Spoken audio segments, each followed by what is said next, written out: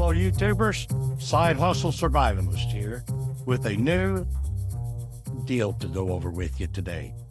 So one of the things that I do at one of my companies that I have is I have a national recruiting agency that spans all of North America, and then we also provide for overseas positions also. But I wanted to go over today something that is very pertinent to everybody who may be out there looking for a position, a job, or thinking about going to a job. How to properly do a resume. Okay?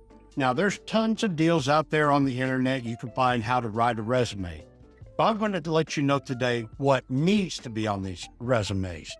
Now, I deal mostly within the construction and energy industries.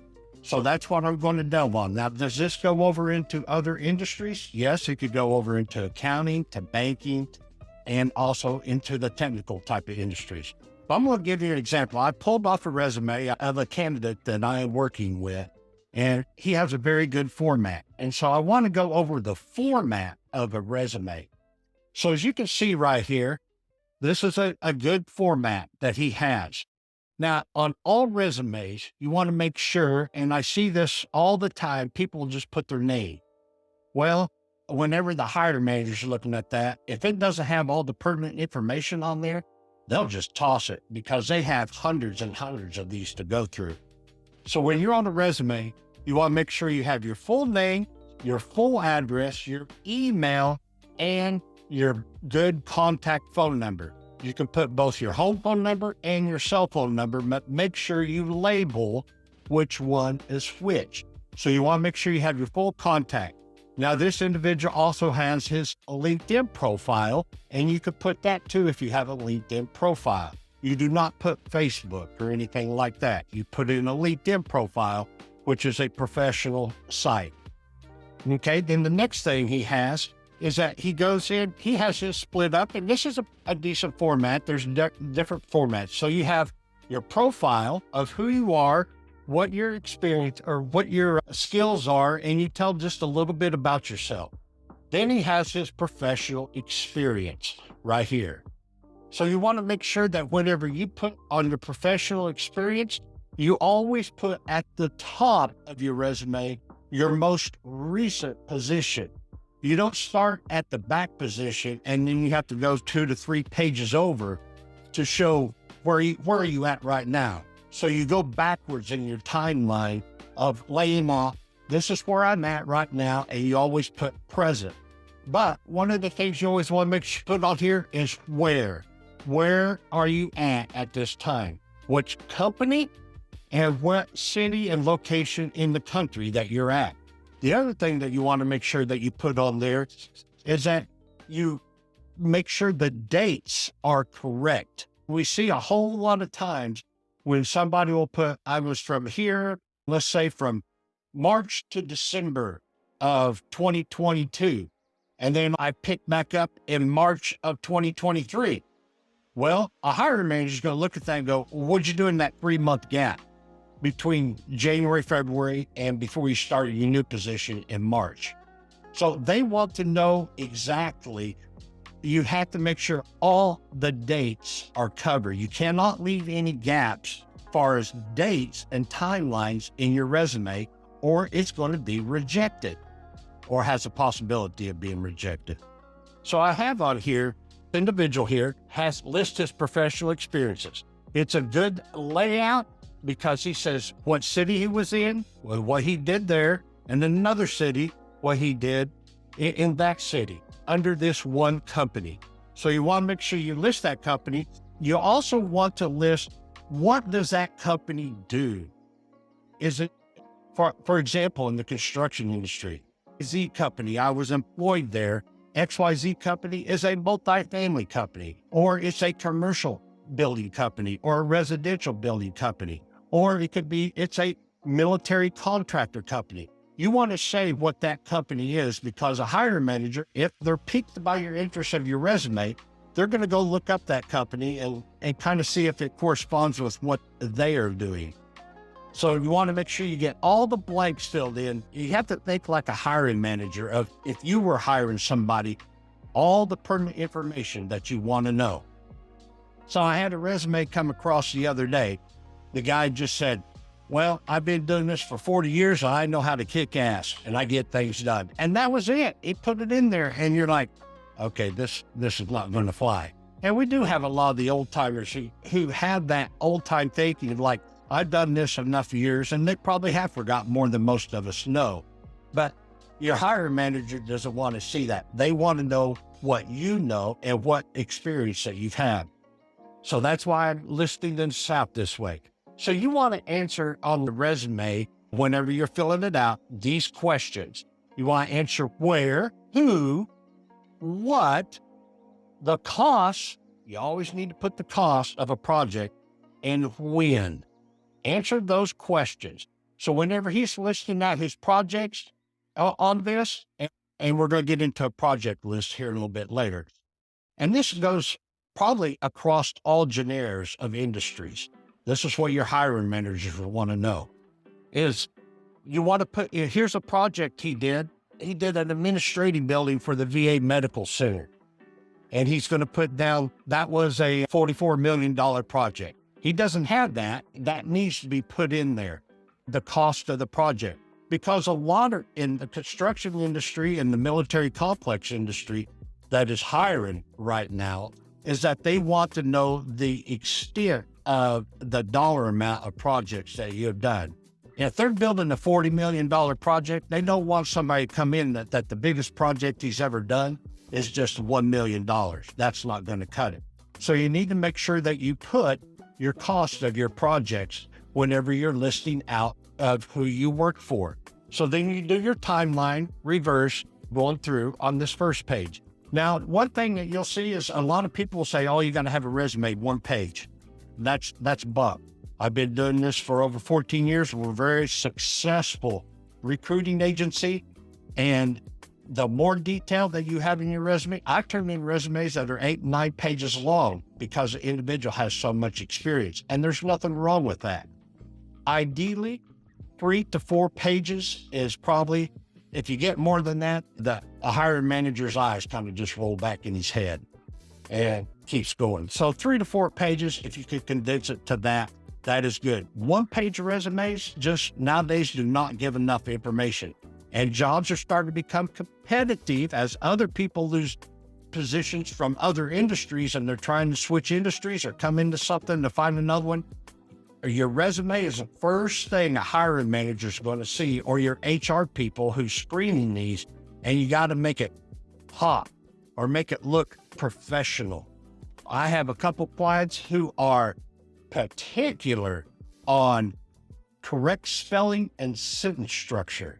So whenever you do a resume, you better make sure you have the correct spelling on every single thing, that your spacing's correct, and that your sentence structures are correct, using good English. Because they look at it and say, well, this person can't even put a sentence structure together. How do I expect them to be able to put together a $40 million project? Because there's so much detail that has to be involved in something like that. So you got to think that way. You got to think like a hiring manager. Now, this individual also put down here his core strengths. Now, this is is it required? No. But is it a good thing? Yes. It's a good thing of what his core strengths are, and his personality is kind of comes through on his profile, show what kind of personality he is. Is he a go out there and get her done type individual, or is he a methodical, think it out type of individual? That usually comes across in the write-up of the profile. So that's page 1. Now, on your second page and all following pages, you always want to make sure that your name and phone number and email is at the top or at the bottom of every single page.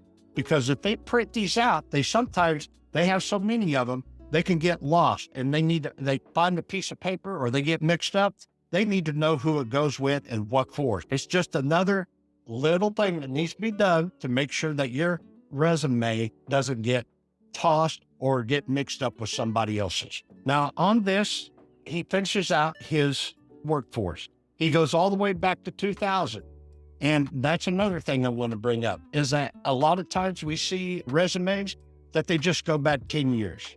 People don't want that. They want to know from whenever you started work all the experience that you have. So some resumes go back 40 years that I had. Now, if you only started 10 years ago, so be it. But you always go back to whenever you started your first position and you list those positions of what you did. The next thing you always want to put on there, you put your education, whether you went to college or VOTEC or a community college or just high school. One thing that I always see, and it's not on here, but it needs to be on there, is when. They want to know when, because by law, they cannot ask you your age because of all the crazy discrimination laws. Now, I, as a recruiter, I can ask that, but a company cannot ask that.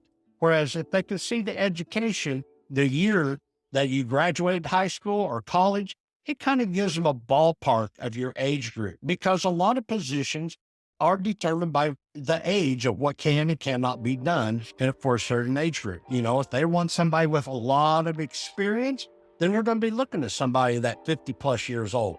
But they're wanting somebody who's young and can be trained and just brought up. Well, then if you just graduated high school 10 years ago, then that's the type of individual you're wanting. But if you just list it, they don't know when you graduated. Always put the dates of your education. The next thing you always want to put is your certifications. If you have any type of certifications and skill sets, whether it may be in the construction trade or in the banking trade or the credit trade, or even like your Series 7, all those in the insurance industry, you always want to put all your certifications that you have, because that shows that you are continuing education for yourself. Your OSHA 30s, your EM 385s, you probably may not know what that means. That's for safety stuff for the Army Corps of Engineers. You want to be able to put those in there. The other thing you always want to put current or non-current on those certifications. So they know that a lot of companies will provide and pay for you to update your certifications if they bring you on board. So they need to know if they're current or non-current. The other thing, this is very, very pertinent, is your technical skills. I see this all the time that people do not put on their technical skills. So I'll get called back. Is this person proficient in P6 or RS means? These are type of estimating programs in the construction industry. One's with the government, one's in the commercial industry. Are they proficient in Excel, Adobe, Microsoft Office? They want to know these things because in today's age, everything is done by computers. All your estimating, all your work, everything along those lines. So always list your technical skills. What computer skills are you sufficient in? You need to make sure that's on there, and that goes across all industries, across the board. The other thing this individual has is his professional affiliations. And that's a good thing to have because it shows the clubs he has, and also if he's involved with Habitat for Humanity, it shows the hiring manager that this individual is actually involved in his community. He cares about other people. And if you don't have any other type of affiliations, then they're going to sit there and go, is this guy a closet? Is he back in the cubicle, don't want to talk to anybody? I need somebody who's personable, who knows how to interact with the clients or with the community to be able to go forward with what our company is doing. So again, you have to send back. Think like a hiring manager. And if you own the company, what type of individual would you like to work for you? If you think that you would hire yourself, then maybe you ought to probably go and change some of the ways that you do things. So this is concise. It's to the point. It gives his whole work history going back. It shows which companies that he did. He put the dates. The only thing he doesn't have on there, like I said, is that he does not have the cost of his projects that he did. And that may be more for the construction industry and the energy industry, is that they want to know the cost of the projects and along those lines. Now, on top of a resume, and we always tell all of our candidates to do this, and this is for sure probably for the construction industry and the energy industry, and it could also go into other industries. It could go into banking, is a project list. Now, a project list, you always need to keep track of every single project that you've done throughout your career. What do they want to see on a project list? They want to know where. Where was his project list? So this is a project list that he has completed. It is not 100% complete, but the format is okay on this. He has this just listed out. Now, the best way to do it is you put your project list on an Excel spreadsheet. Answer the questions. For who, where, when, the cost of the project, and what the project was and where it was at. That would be a very complete project list. This always goes in separately from the resume. So you have a resume as one document, you have your project list as a separate document. A lot of people combine the two on the same paper, and so your resume may be 2 pages long, and you may have a project list that's 7, 8 pages long. And that gets cumbersome. If they have to print that out, they have to print out the whole thing.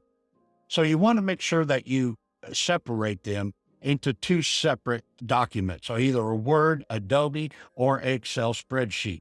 That brings up a point. Whenever you do your resume, you always want to put into Adobe Acrobat and or into Microsoft Word. Adobe Acrobat is a PDF file. That is probably 95% of what everybody uses, but they also have Microsoft Word available. You can do that. Any other type of program, I have not come across that anybody even uses out there, and this is all across the United States where we put candidates in the positions. But your project list, you can always put into an Excel spreadsheet and or an Adobe or Microsoft Word. So I just wanted to kind of bring that up to you guys with my company, that I see this all the time. I bet probably 90% of the time we're going back to candidates, say you need to redo your resume. You need to do, add X, Y, Z, who, what, when, where, that type, the cost and everything along those lines. And so take a look at this. I hope this helps those of you who may be out there that are looking for a job or potentially looking for a job. And one of the things, just a clarification, I do not work with just candidates. I work for the companies. The companies call me to find hard to place individuals. So don't reach out to me, say, hey, I need a job. And can you find me a job? No, I work for actually the other side, the companies. And then I go and find individuals. But if you're in construction industry and or the energy industry, let me know. I always be glad to help. But that is what you want to do. If you have questions about, reach out to a professional resume writer, but just make sure you get those questions answered on your resume. So this is the Side Hustle Survivalist, and wishing you all good luck and God bless, and go crush it. Talk to you later.